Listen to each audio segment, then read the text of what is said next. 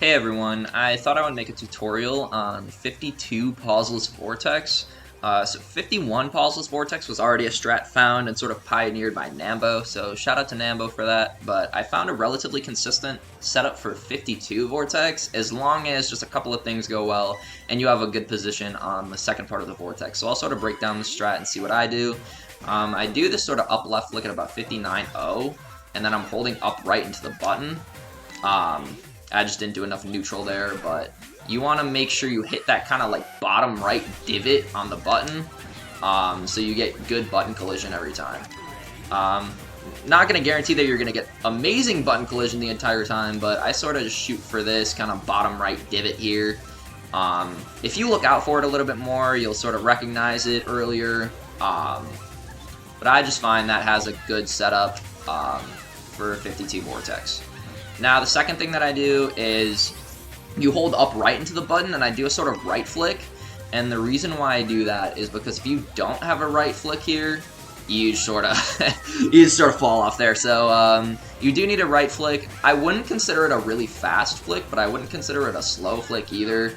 The reason why I try and do like a flick other than falling off is because you want to hit like sort of a particular part of that first vortex here.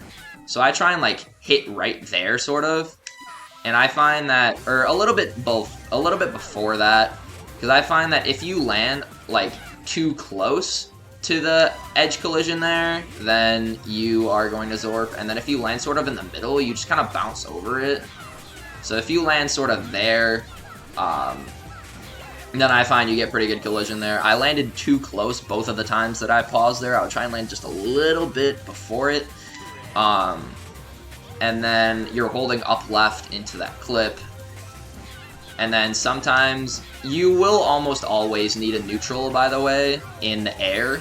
And then sometimes based off of particular different collisions, you might need left or left down, but the majority of the time you're holding left up. Now, there's also 51 Vortex where you don't go for a green goal and you just kind of do the first part of the strat and then land here. So what would warrant a 51 Vortex during a 52 Vortex attempt? Now, if you get really high collision and you don't have that much speed, and you're sort of on the outside of the second Vortex, you see how I'm kind of on the outside of it instead of the inside? Here, let me try and go on the inside here, and then you can get 52. But if you feel like you're at a really bad position, you either get a super high clip like I'm sort of at here, and you just don't have a lot of speed, or you can't manage to get into the inside, then you could just slow down and go for 51 here. I find that the positioning is more important because if you can, even if you get a high clip and you're sort of on the inside, you can ride it a little bit and you can be close enough to get the green goal there. So overall, let's just get one last good attempt. So upright into this button. And then hopefully don't zorp. I think I landed too far away there. And then, oh, I just got good collision there. Sometimes that can happen. And see, that's a 53.2 IGT. That's an IGT of the pause strat. And sometimes the game just gives you that collision. I'd say the worst part of this strat is zorping.